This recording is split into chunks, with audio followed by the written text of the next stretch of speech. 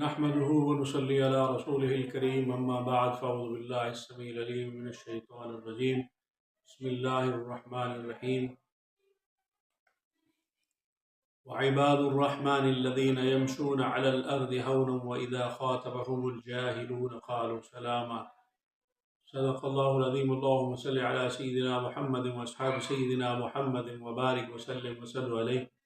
سبحان ربك رب العزة عما يصفون وسلام على المرسلين والحمد لله رب العالمين۔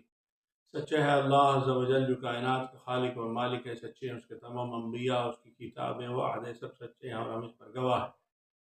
یہ آیت مقدسہ جو میں موضوع گفتگو بنائی ہے، اس میں اللہ رب العالمین نے فرمایا وعباد الرحمن،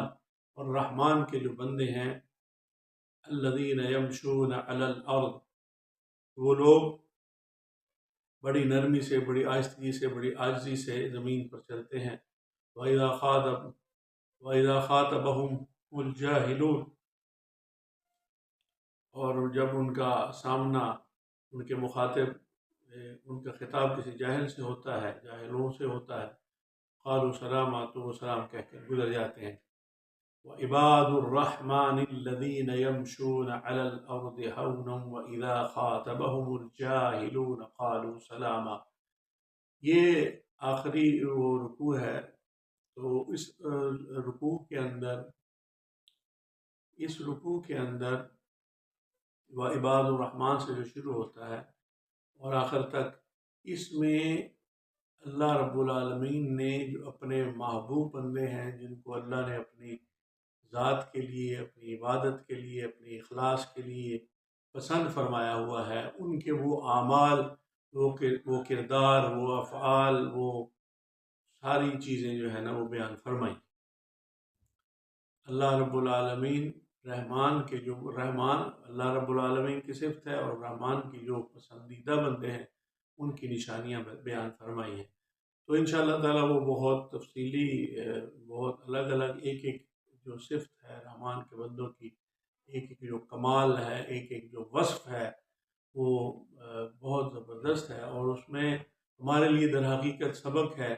کہ ہم بھی اپنے کردار، اپنے عمل، اپنے افعال، اپنی گفتار، اپنی چال، اپنی ڈھال اور اپنے رویے میں وہ کردار پیدا کرنے کی کوشش کریں، اگر ہم بھی یہ چاہتے ہیں کہ ہم بھی رحمان کے بندے بن جائیں، گویا کہ رحمان ہمیں اپنے بندوں میں شامل فرما لے، کیونکہ وہ اسی صورت میں ہمیں اپنے بندوں میں شامل فرمائے گا جب ہمارے اندر وہ کردار، وہ صفات، وہ اعلیٰ اقدار، وہ اخلاق پایا جائے گا۔ تو آج کل موجودہ حالات کے تناظر میں وہ بار بار ایک چیز جو ذہن کو پریشان کرتی ہے، جو موجودہ حالات ہیں، وہ جذباتی لوگوں کے ہاتھ میں ہمارا جو معاشرہ ہے وہ آ چکا ہے۔ جذباتی خطاب کرنے والے، جذباتی باتیں کرنے والے، جذباتی نعرے لگانے والے، جذبات سے کھیلنے والے، وہ تو کھیل رہے ہیں، ان کے تو اپنے جو بھی مقاصد ہوں گے، تو لیکن اس کا جو نتیجہ نکلا ہے وہ بہت بھیانک ہے، بہت تلخ ہے۔ اب جن لوگوں کے بیٹے، جوان بیٹے غائب ہیں، کیوں غائب ہیں؟ وہ ان لوگوں کی صرف باتوں کی وجہ سے۔ اب مسئلہ صرف یہ ہے کہ حکومت نے جو اہم یہ اس وقت سخت اقدام اٹھایا ہے، اس بات کو سمجھنے کی ضرورت ہے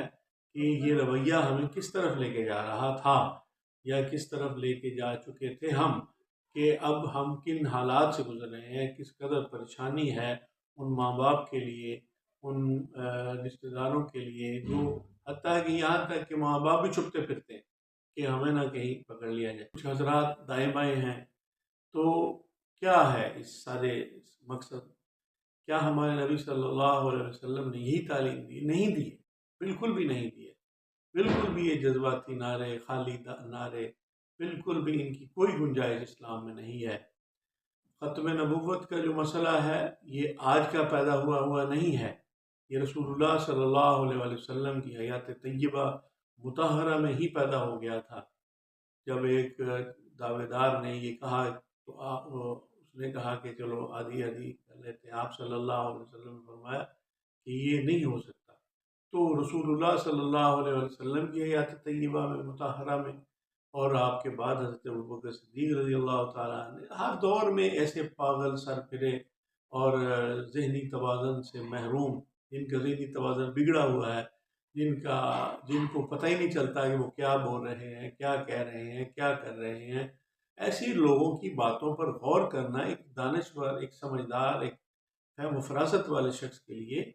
یقیناً قابل اعتنا نہیں ہے۔ جیسا کہ اللہ رب العالمین نے فرمایا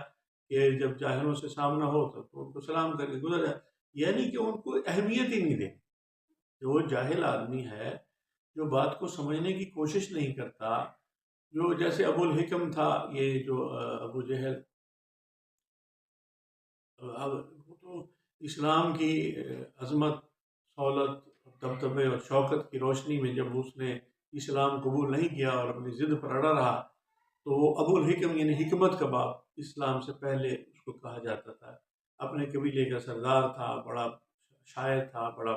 پڑھا لکھا اس زمانے کے حساب سے تھا، لیکن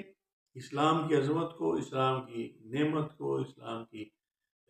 جو شان و شوکت تھی، اسلام کی جو کمال، اسلام کی جو بنیادی تعلیم تھی، امن و سلامتی کی، اس کو وہ قبول نہیں کر پایا، صرف اور صرف اپنی ضد کی وجہ سے، اپنی انا کی وجہ سے، اپنی ہٹ دھرمی کی وجہ سے۔ تو اس کا نتیجہ یہ نکلا کہ وہ ابو الحکم وہ آج ساری امت مسلموں سے ابو جہل کے نام سے پکارتی۔ اچھا، تو وہ تو ابو جہل تھا، کیوں تھا؟ کیونکہ اس کے اندر انا تھی۔ تو یہ حضرات نہیں بتائیں گے کہ جو آج کوئی ایسا مسئلہ پیدا ہو گیا ہے، تو کیا ہوا تھا رسول اللہ صلی اللہ علیہ وسلم اور حضرت ابوبکر صدیق رضی اللہ تعالیٰ عنہ نے اس جو دعوے دار نبوت تھا جھوٹا، ہمارا تو عقیدہ یہ ہے، ہمارا تو یہ ایمان ہے، ہمارا تو یہ عقیدہ ہے، یہ عقیدہ ہے، بنیادی عقیدہ۔ ہم اپنی کسی پہلی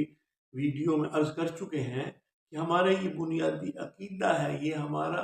یعنی اسلام قبول کرنا، یہ کلمہ پڑھنا، یا ہم تو خیر ویسے مسلمان، پیدائشی مسلمان ہیں، ماں باپ مسلمان تو ہم بھی مسلمان،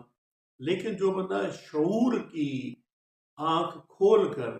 اسلام کو سمجھ کر، تعلیمات اسلام کو، پیغمبر اسلام صلی اللہ علیہ وسلم کی سنت طیبہ مطہرہ کو سمجھ کر اسلام کو قبول کرتا ہے، تو وہ یقیناً اس نتیجے پر پہنچتا ہے